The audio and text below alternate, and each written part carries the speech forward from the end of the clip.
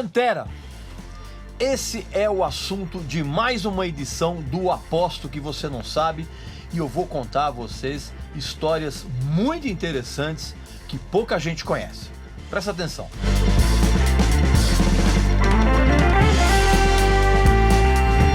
Meu amigo e minha amiga, você ainda não é sócio do nosso grupo secreto lá no Facebook? Nesse grupo eu coloco textos exclusivos, matérias exclusivas, dicas de discos, livros e respondo a todas as perguntas que os nossos sócios fazem lá para mim. Agora, às terças-feiras, nós temos uma live às 21 horas. Eu respondo a qualquer tipo de pergunta, ainda mostro os meus discos raros que eu tenho lá na coleção. Enfim, é interatividade total e diária, praticamente em tempo real.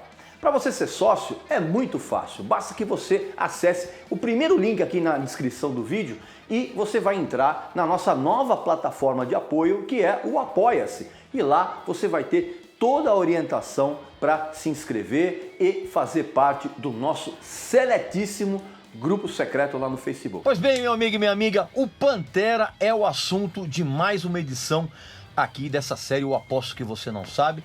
Antes de eu começar, evidentemente você vai fazer a sua inscrição aqui no canal, vai visitar a nossa loja que tem vários produtos bacanas. E eu vou contar para vocês algumas histórias que muito pouca gente sabe a respeito de um dos quartetos mais espetaculares da história do metal em todos os tempos. Para começar, eu acho incrível que exista muita gente, mas muita gente mesmo, que pensa que o Cowboys from Hell é o primeiro álbum do Pantera.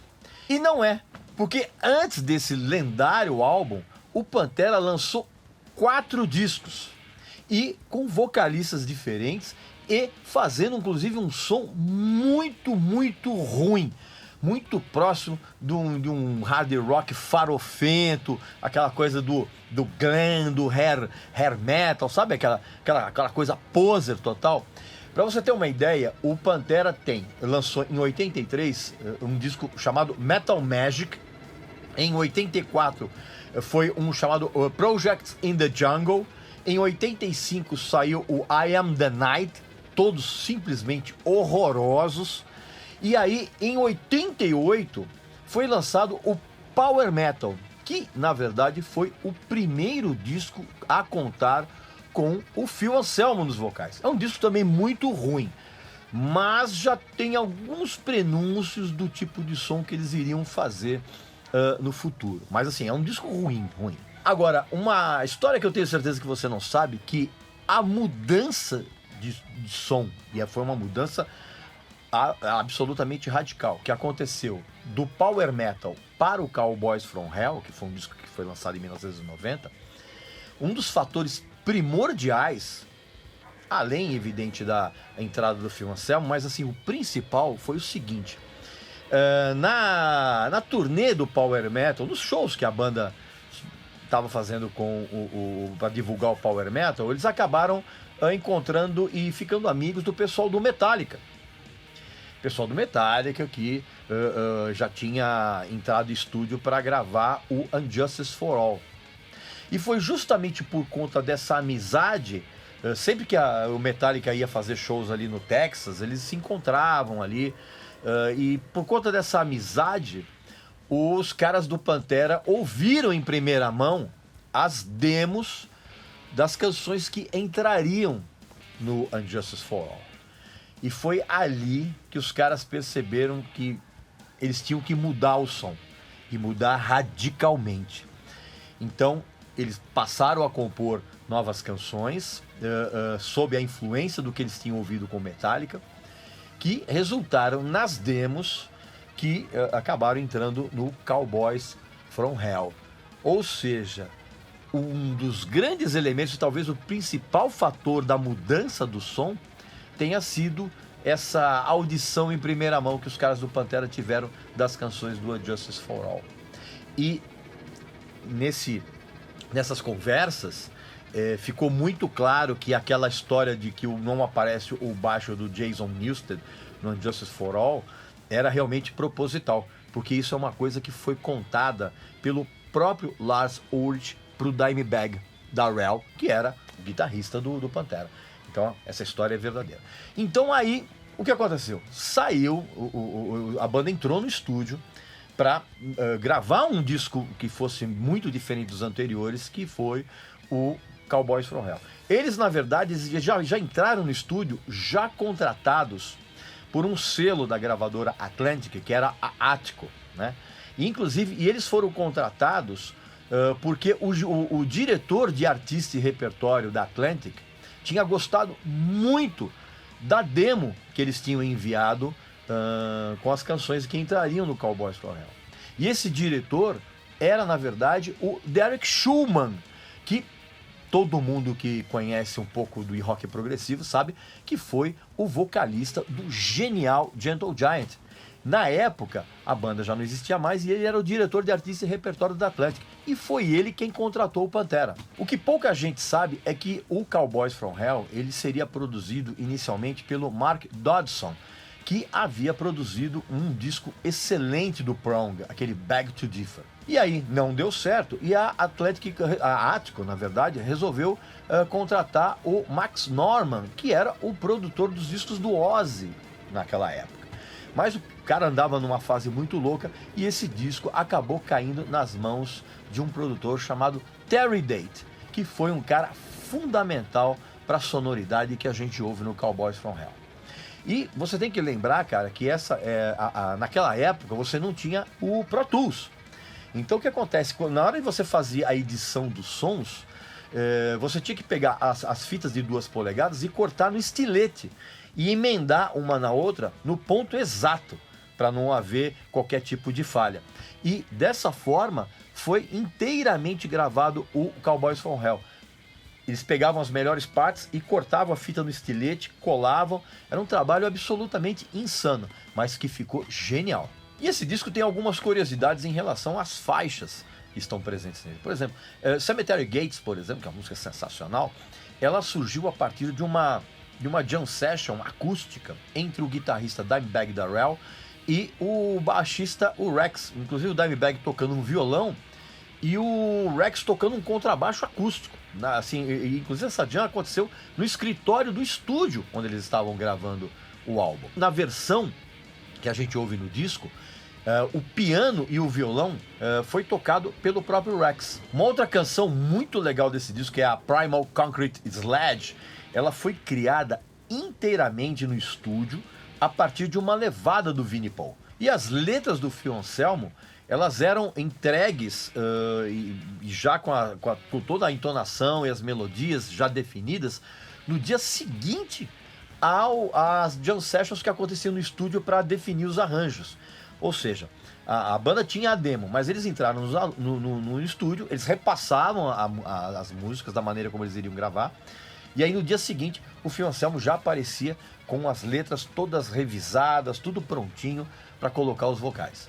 E a banda estava tão afiada que, para você ter uma ideia, o disco inteiro ficou pronto em apenas 2 meses. Aí seguiu-se a turnê, né? O disco foi lançado, eles fizeram uma turnê muito extensa pelos Estados Unidos. Para você ter uma ideia, eles chegaram a fazer 264 shows em 1 ano de turnê pelos Estados Unidos. E os caras viajavam numa van tão esbagaçada, mas tão ruim, que os faróis dessa van não funcionavam. Os caras estavam na estrada, à noite, toda vez que vinha um carro na direção contrária, os caras dentro da van, eles ligavam os fios para poder acender os faróis, para dar o contato, para avisar o outro carro que vinha na direção contrária. Olha que ponto os caras estavam, mesmo tendo lançado um disco que foi realmente um sucesso tremendo. Uma outra coisa que pouca gente sabe é que a postura de palco do Phil Anselmo era muito diferente daquilo que a gente veio a conhecer depois. E essa transformação aconteceu exatamente nessa turnê do Cowboy from Hell, quando eles dividiram vários shows com os Suicidal Tendencies. E o Phil Anselmo ficou prestando muito atenção na postura de palco do vocalista do Suicidal Tendencies, que era o Mike Muir. Então ali ele captou todos os movimentos, os trejeitos, e ele mudou radicalmente a postura de palco dele, tendo imitado o Mike Muir do Suicidal Tendencies. E isso durou a carreira inteira do Phil Anselmo. Até hoje é assim. E aí então aconteceu um golpe de sorte, vamos dizer assim. Eles foram apadrinhados nessa época pelo Rob Halford, vocalista do Judas Priest, obviamente. O lance aconteceu da seguinte forma, é uma história que pouca gente conhece. O Pantera foi fazer um show em Toronto e na mesma data o Judas Priest estava tocando em Toronto. Inclusive naquela turnê da volta do Rob Halford, que ele era do Painkiller. E aí o Rob Halford estava no quarto de hotel dele e ele viu uma entrevista do Pantera numa TV local ali de Toronto. E ele reparou que o Dimebag estava na entrevista usando uma camiseta do Judas Priest. Na verdade, ele estava usando a capa do British Steel. E aí o Rob Halford olhou e falou, pô, meu, esses caras parecem ser legais, cara. Vou assistir o show dos caras. E aconteceu do Rob Halford ir ao show do Pantera em Toronto, naquela mesma noite. Ele se apresentou no camarim, o pessoal ficou assim, maravilhado. E o show do Pantera naquela noite acabou tendo o Rob Halford subindo ao palco e tocando duas músicas com o cara. Tocaram Grindr e Metal Gods, que são duas músicas exatamente do British Steel, do Judas Priest. E o Rob Halford, ele ficou tão maravilhado em tocar com o Pantera e ver como os caras eram bons no palco, que ele convidou a banda para abrir os shows do Judas Priest na Europa, aquela mesma turnê do Painkiller. E assim aconteceu. O Pantera foi para a Europa abrir os shows do Judas Priest, a convite do Rob Halford. E essa turnê, evidentemente, acabou ampliando muito a atenção das pessoas em relação ao Pantera. Só que o que acontece, cara? Era uma coisa, turnê europeia de banda que era considerada meio que iniciante, né? Pra você ter uma ideia, nessa turnê que o Pantera fez abrindo pro Judas Priest, cada integrante do Pantera recebia uma mesada diária de $15. $15 exatamente para se virar com alimentação por dia. Que absurdo, né? Inclusive nessa turnê era Judas Priest com Pantera e o Annihilator abrindo. E aí evidentemente que o Cowboy From Hell fez aquele sucesso tremendo e chegou a hora de fazer o fatídico segundo disco, que é normalmente onde você descobre se uma banda realmente vai ter uma longevidade na carreira ou não.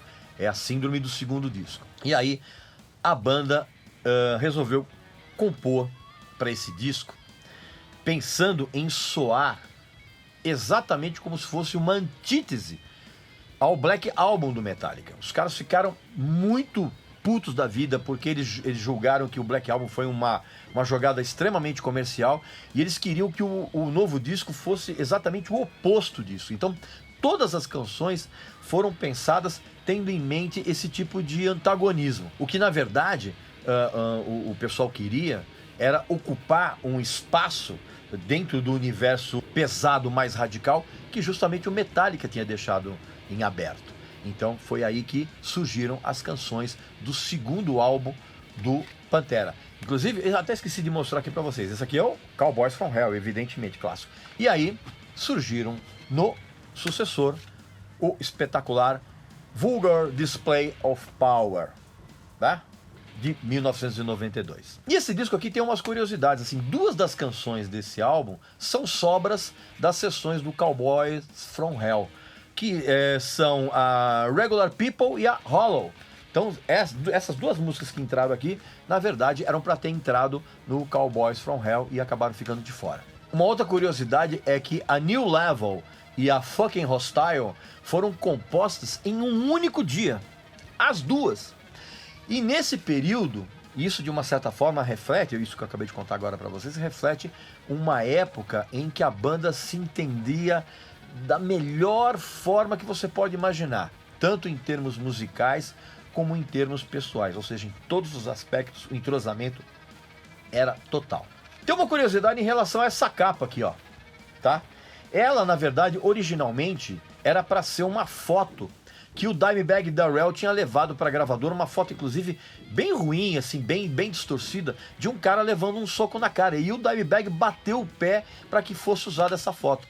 E o pessoal da gravadora disse que a qualidade da foto era muito ruim e eles acabaram fazendo uma sessão de fotos, uma outra sessão, em que um modelo foi socado de verdade. que é essa capa aqui, tá? Então isso aqui é um modelo, é um modelo que o cara topou ser socado para servir de imagem para a capa do disco. E aí, evidentemente, que o estouro do Pantera foi mundial, né, cara? Esses dois discos transformaram o Pantera numa das grandes sensações da cena de metal da primeira metade dos anos 90.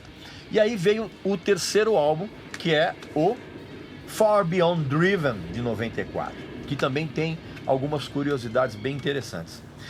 Tem uma canção aqui, Use My Third Arm, que na verdade é uma música chamada Peace, que foi composta pelo baixista Rex e que acabou entrando na sua gravação original quando foi lançado aquela edição comemorativa de 20 anos do Vulgar Display.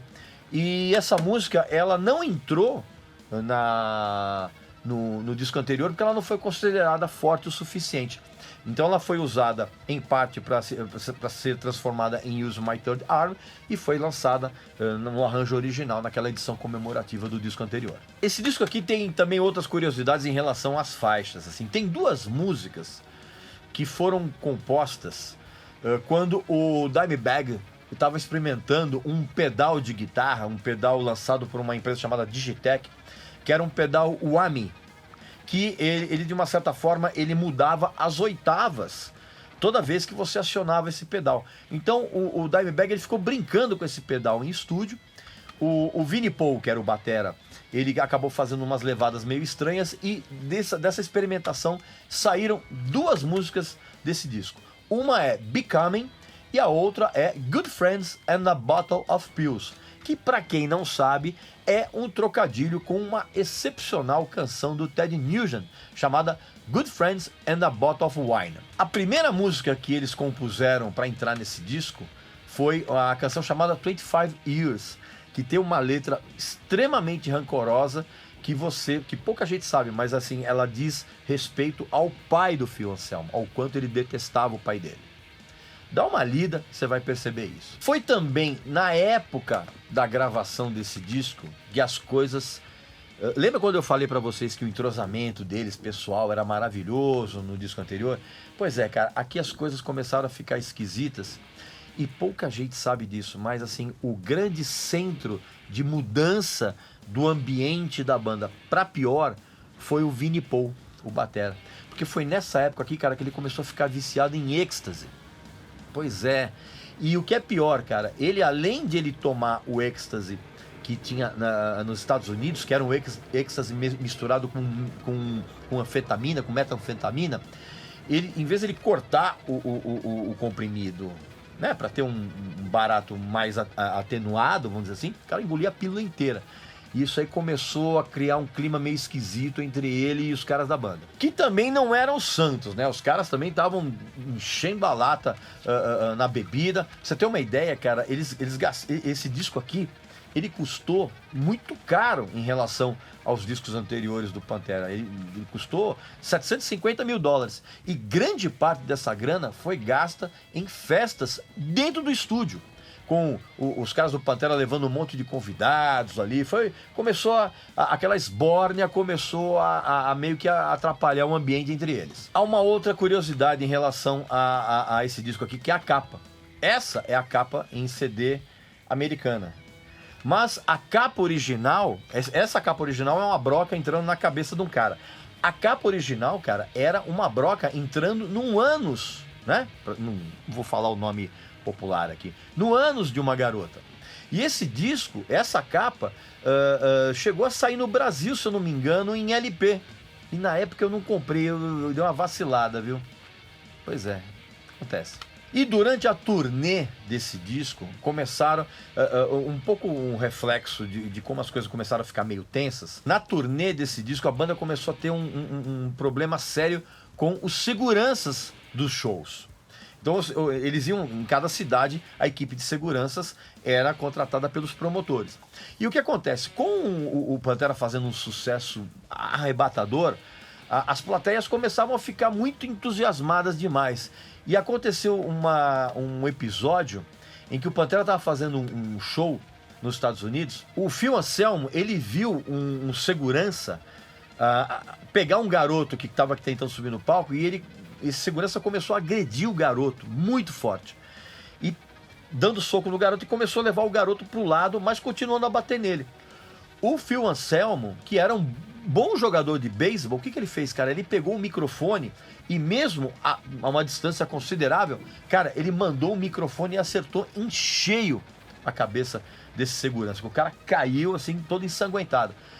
Por conta disso, os produtores resolveram cancelar o show, interromper o show no meio, processaram a banda, o Phil Anselmo foi preso e foi condenado. Pois é, foi condenado, se eu não me engano, a 1 ano pagou uma multa e teve que fazer prestação de serviço comunitário. O astral começou a ficar esquisito dentro da banda. E por conta dessa confusão toda, desse astral, desse baixo astral todo, foi também um momento que o Phil Anselmo começou a se afastar dos outros integrantes da banda. Ele passou a não mais viajar no mesmo tour bus que os caras. Ele ia num outro tour bus junto com um assistente e um personal trainer. Pois é, meu amigo, o Phil Anselmo levava na turnê o seu personal trainer, que o cara já queria ficar marombado, aquela coisa toda, começou a ficar viciado nisso. E o que é pior, cara, viajando longe dos outros integrantes da banda. Nesse tempo, ele também começou a ter um problema muito sério de saúde, cara, que ele teve uma hérnia de disco, que era uma coisa simplesmente dolorosa, mas assim, muito dolorosa. Tanto que, inclusive, ele sentia tantas dores, cara, que uma das canções desse disco aqui, que chama-se Unbroken, foi, na verdade, inspirada por essas dores que ele já vinha sentindo desde a turnê do disco anterior. E aí, para sentir algum tipo de alívio com relação a essas dores, o que aconteceu? O Phil Anselmo começou a beber cada vez mais e a se viciar em analgésicos. E aí, meu amigo, você sabe que é ladeira abaixo, né? E você pensa que o grau de loucura na banda era só restrito a esse tipo de confusão? O Dimebag, que na época ainda morava com a mãe, acredite se quiser, nessa época do Far Beyond Driven, o Dimebag ainda morava com a mãe junto com o Vinnie Paul. Você sabe que os dois são irmãos, né? É evidente que você sabe disso. Cara, o grau de loucura estava tão grande que nos shows o Dimebag, ele levava um balde. Presta atenção, ele levava um balde pro palco. Porque ele achava que se ele tivesse vontade de fazer cocô, né? Já tinha o balde ali. E isso realmente aconteceu, cara. E teve um show em Los Angeles que ele simplesmente cagou no balde, em cima do palco. E meio que na frente de todo mundo, ele colocou o balde meio atrás dos amplificadores, ele foi lá e soltou lá um barrinho lá, e na frente de todo mundo, na frente da equipe, e muita gente da plateia percebeu isso. Olha que ponto a coisa chegou. E aí essa espiral de loucura foi piorando cada vez mais, que chegou um momento de que isso evidentemente ia começar a se refletir nos discos. E é o que aconteceu no disco de 1996, o Great Southern Trendkill, que é um disco que o baixista Rex, por exemplo, ele detesta. E ele detesta uma série de razões. E uma delas é porque ele não gostava dos andamentos acelerados que esse disco tinha e principalmente dos berros que o Phil Anselmo passou a usar nas vocalizações. Ele deixou de lado um pouco aquele lance mais melódico, que mesmo dentro daquele som super poderoso se mantinha intacto, e o Phil Anselmo começou a gritar muito nas canções desse disco. Quem conhece sabe. E muito disso, na verdade, fez com que o Rex também ficasse muito incomodado já com a convivência com a banda. E aliás, não só ele ficou incomodado, os próprios irmãos, o Dimebag e o Vinnie, ficaram muito bravos com esse direcionamento de vocais que o Phil colocou nesse disco aqui. E aí cada integrante começou a se distanciar cada vez mais, não individualmente assim, mas a banda começou a rachar o meio. Ficavam os dois irmãos de um lado e o Phil Anselmo e o Rex do outro. E foi também nessa época, cara, que além de beber muito e se viciar em analgésicos, o Phil Anselmo começou a injetar heroína nos braços. E ele começou a aparecer nos shows e começava a aparecer assim, mesmo no ônibus, com umas munhequeiras assim, e às vezes ele usava até umas meias no braço. Isso para esconder as picadas de agulha que ele estava tomando. E ele se distanciou cada vez mais da banda, ele queria ficar o tempo inteiro em casa, meio recluso. Evidentemente, você sabe por quê, né? Foi então que aconteceu uma quase tragédia que poderia ter encerrado a carreira da banda de uma maneira até mais precoce do que realmente aconteceu. Numa turnê desse disco aqui, em Dallas, o Phil Anselmo teve uma overdose de heroína em pleno camarim depois do show. Para você ter uma ideia, as pessoas se desesperaram quando viram o que estava acontecendo, chamaram os paramédicos. Quando os paramédicos chegaram, cara, o Phil Anselmo estava azul, em estado de pré-morte. E aí levaram o cara rapidinho pro hospital, você tá entendendo? Ele ficou lá internado durante uns bons dias. Quase aconteceu essa tragédia e também rolou um erro estratégico que foi fundamental pro fim do Pantera. Não se sabe muito bem porquê. O Phil Anselmo, em vez de não... Na verdade, assim, de vez da banda tratar... A banda, na verdade, queria tratar esse lance da overdose internamente, sem divulgar. E não se sabe muito bem porquê, cara, o Phil Anselmo resolveu soltar uma nota pública, admitindo que ele tinha tido a overdose de heroína e falando que ele não tinha sentido nada de prazeroso nisso, não sei o que, blá. O cara soltou uma nota pública.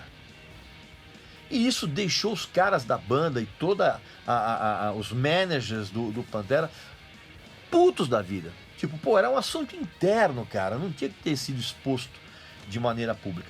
Mas foi o que aconteceu. E isso, né, o Phil Anselmo dizendo, olha, eu me arrependi, não sei o quê. Cara, não adiantou nada, cara. Isso, de uma certa forma, acabou minando ainda mais a relação da banda com o Phil Anselmo. Pra você ter uma ideia, cara, depois desse episódio, chegaram a pensar na possibilidade de demitir o Phil Anselmo. Mas aí, chegaram à conclusão que, cara, não teria a menor condição do Pantera continuar sem o cara, que era uma figura emblemática do grupo.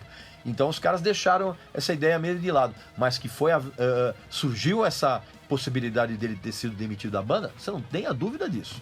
E essa espiral de loucura e degradação foi piorando cada vez mais. Em 1999, o Pantera estava abrindo os shows do Black Sabbath, naquela volta, naquela reunion do Black Sabbath. E assim, o ambiente dentro da banda era assim o pior possível. E para piorar ainda mais toda essa situação, cara, o restante da banda começou a ficar puto da vida com o Vinnie Paul. Pois é, o que acontece, cara? Uma das coisas que deixava a banda tremendamente uma bronca do Vinnie Paul é o seguinte, cara, os caras estavam no tour bus e o Vinnie Paul levava garotas pro tour bus o tempo inteiro, porque ele queria transar com as garotas no ônibus. E ele não conseguia absolutamente nada. Então isso, na verdade, foi deixando a banda e a equipe técnica tão de saco cheio, que chegou uma hora, cara, que o pessoal ameaçou dar um pau no Vinnie Paul, para ele parar de fazer isso.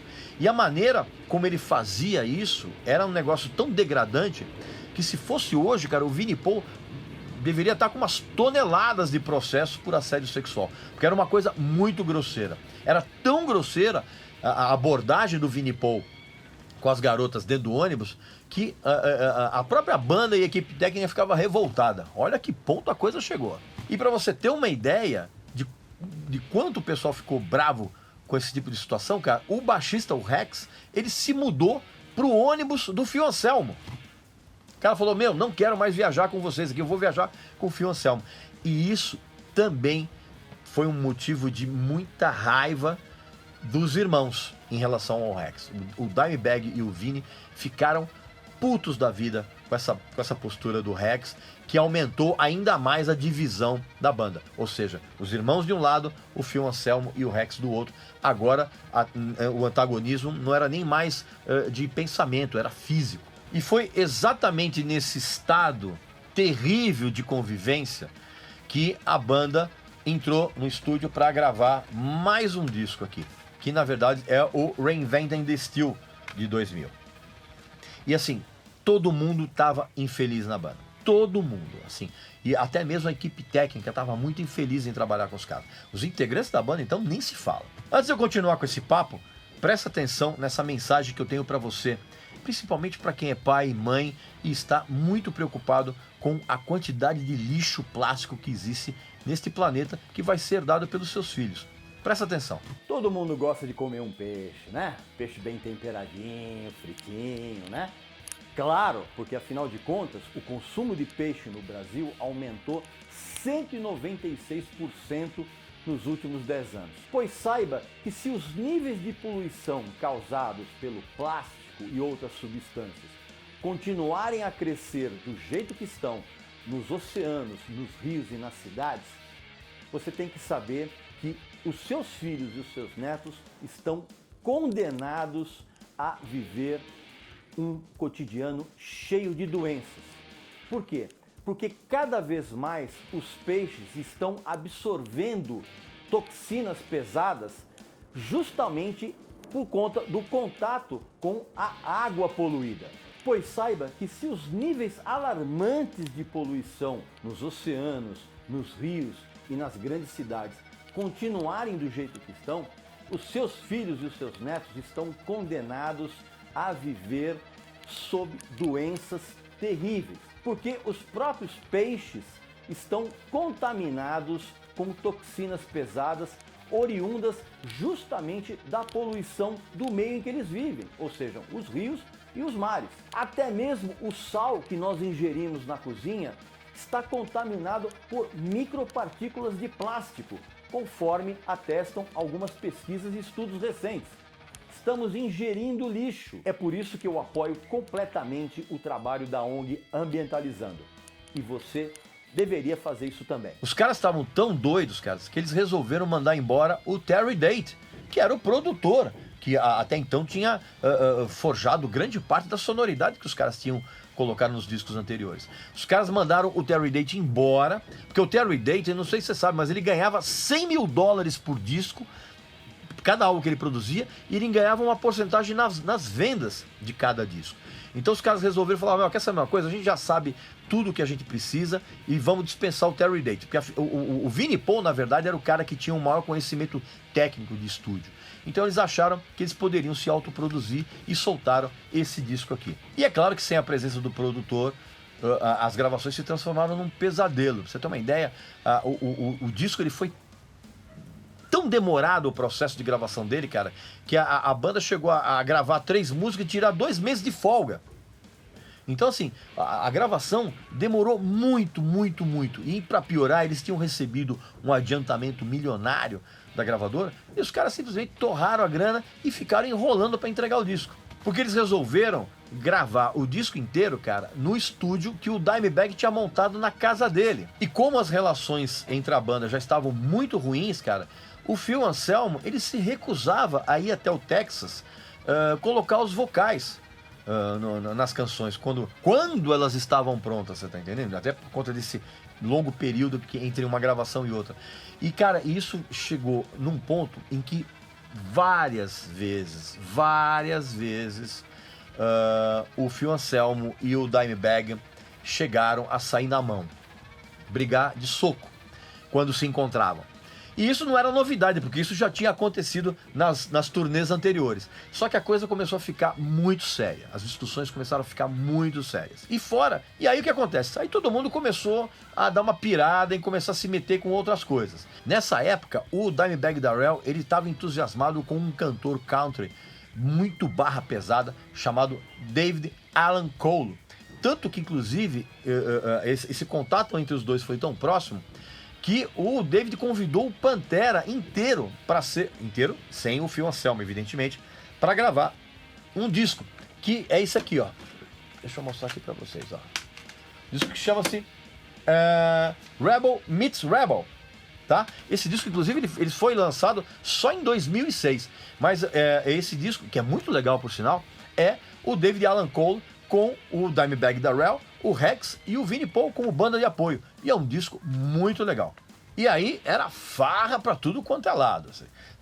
Pra você ter uma ideia de como a coisa tinha fugido do controle, inclusive financeiramente, o Dimebag e o Vinnie Paul, eles estavam gastando mais ou menos $1.000 por noite em farra, bebida, não sei, $1.000 por noite. O Vinnie Paul, por exemplo, era o pior, cara, porque ele era o famoso o gordo fanfarrão, você tá entendendo?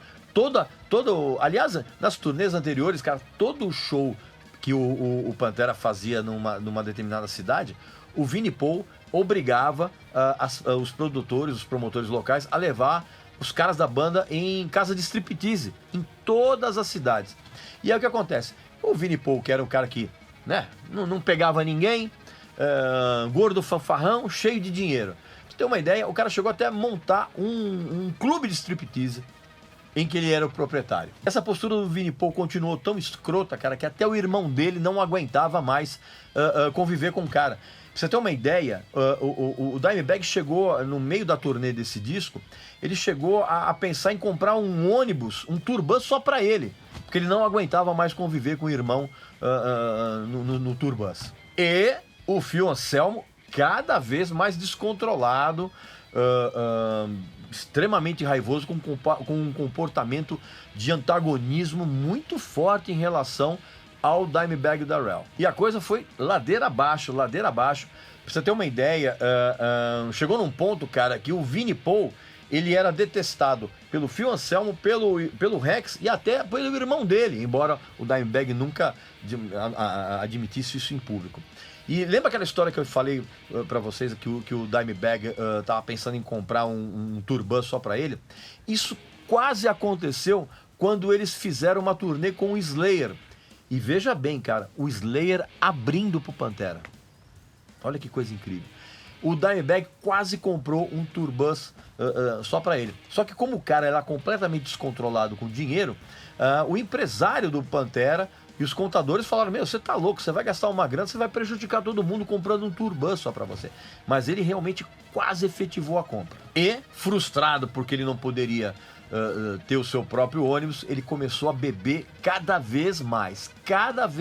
Foi então que em 2002, cara, o Phil Anselmo e o Rex, eles gravaram o segundo disco de uma banda que na verdade já tinha o Phil Anselmo como vocalista, que era o Down. Só que o Rex participou desse disco aqui, ó, do Down 2. E isso deixou os irmãos, o Dimebag e o Vinnie, ainda mais putos da vida.